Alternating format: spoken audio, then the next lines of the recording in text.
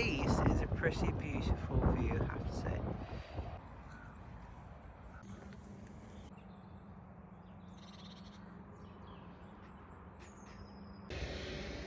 We have power. I am going inside now.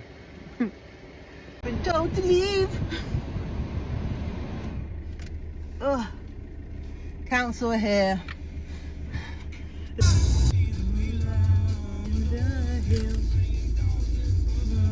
So I've got my little calendar here, which goes through all of the year, and then my little to-do list, and then I've got my little internet there as well. This I'm going to get rid of because it was on that and it fell off. So I'm just going to leave that there.